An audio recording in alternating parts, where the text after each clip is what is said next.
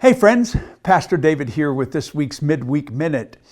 We're continuing this series of messages called We Worship Because. We're exploring the character of God so that our worship can be deeper and our experience of God can be deeper, the better we know who God is. We've talked this week about God as sovereign. That's on top of God being Alpha and Omega, and omnipotent and omniscient and omnipresent, all-powerful, all-knowing, and always around. And we added to that this week the sovereignty of God. We looked at a passage of Scripture where a couple of really self-absorbed pagan kings, Nebuchadnezzar and Cyrus the Great, were still tools in the hands of a sovereign God. That God has this way of using even people that we might not expect to be used for His purposes. That it doesn't really matter who the leader is, whether the leader acknowledges who God is or whether the leader just acts like God isn't around. God is sovereign over all of that. And God is still able to use even the ones that don't really acknowledge God for His purposes. We talked about the fact that the earth is the Lord's and everything in it. Everything belongs to God. And there is nothing that will get in the way of God achieving His purpose for His world.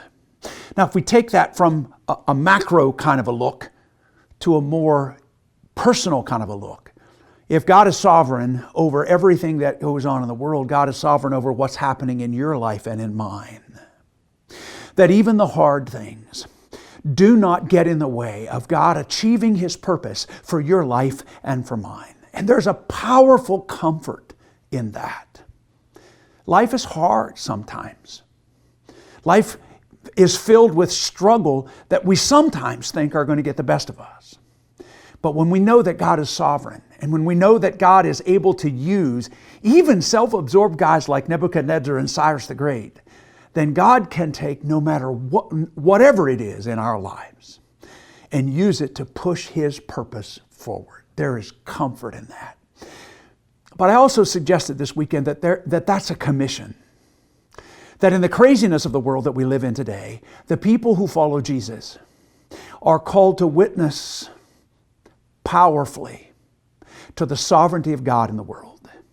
How do we do that? Jesus was pretty clear. Love each other the way that I love you. That was His command. Somehow, in the midst of the craziness of the world, be the living, breathing, loving presence of Jesus Christ. Live the way He calls us to live. And watch how God will use that to testify to Himself through your life and mine. I ended with that image of a microphone. I want to bring that back to your thinking. Every one of us has that choice whether we're going to give the microphone of our life to hope or we're going to give it to fear. We have that choice. And God gives us that same choice when it comes to who will be the ultimate authority in your life and mine. Will we give it to God? Will we give the microphone to God so that His voice is the loudest in our lives? Or will we give that microphone to something else? It is our choice. Think about that this week. Our series continues in the coming days. I hope you can be with us either on Sunday morning at 10:30 or Saturday night at 6 o'clock or at one of our online campuses. I hope you can be with us. Until then, remember, keep looking up, and I'll see you later.